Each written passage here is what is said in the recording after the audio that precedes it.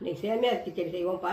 இது சேமியா 180 கிராம், வெங்காயம் 1.5, தக்காளி 1, பெரிய தக்காளி இருந்தால் 1 போட்டுக்கோங்க, சின்னதாக இருந்தால் 2 போட்டுக்கோங்க, உருளைக்கிழங்கு 1, பீன்ஸ் ஒரு 5-6, கேரட் 1, பச்சை மிளகா 2, பூண்டு பல் ஒரு 7-8, ஒரு சின்ன துண்டு இஞ்சி. அதான்ப்பா தாளிக்க பட்டை கிராம்பு வேணும், அவ்வளோதான். போய் செய்வோமா? எண்ணெய் ஊற்றிக்கோங்கப்பா. பட்டை 2மா, ஏலை, அவ்வளோதான் போட்டு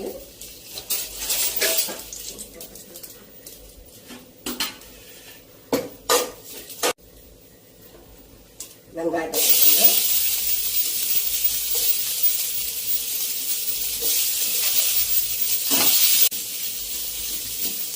தக்காளி,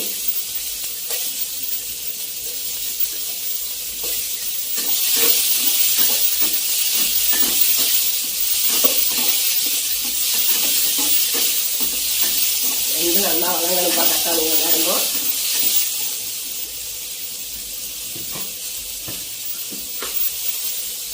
உப்பு போட்டிங்கன்னா சீக்கிரம் வதங்கிடும்.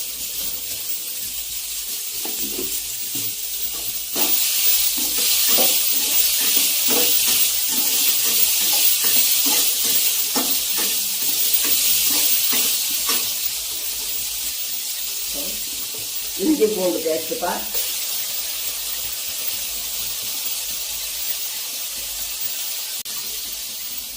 பச்சை மிளகா, உருளைக்கிழங்கு, கேரட்டு, பீன்ஸ் எல்லாத்தையும் நல்லா வதக்கிங்கப்பா. நல்லா வதங்கிடுச்சுப்பா. கொஞ்சம் மஞ்சள் தூள் போட்டுக்கோங்க.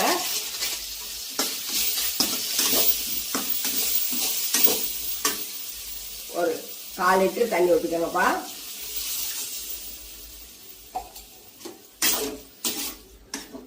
உப்பு முதல்ல போட்டதே போதும்ப்பா. ஏன்னா சேமியாவில் வேற உப்பு இருக்காப்புல இருக்கும், அதெல்லாம் ரொம்ப போடாதீங்க. போட்ட உப்பே போதும். இது கொதிச்சோன்னே சேமியா போட்டு கிண்ட வேண்டியதுதான். தண்ணி நல்லா கொதிச்சுட்டுப்பா. இப்போ சேமியாவை போட்டு கிண்டுங்க.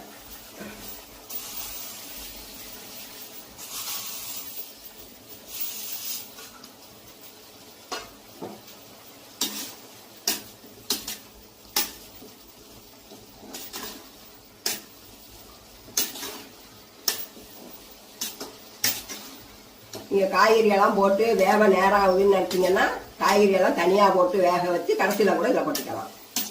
அது ஈஸியாக இருக்கும்.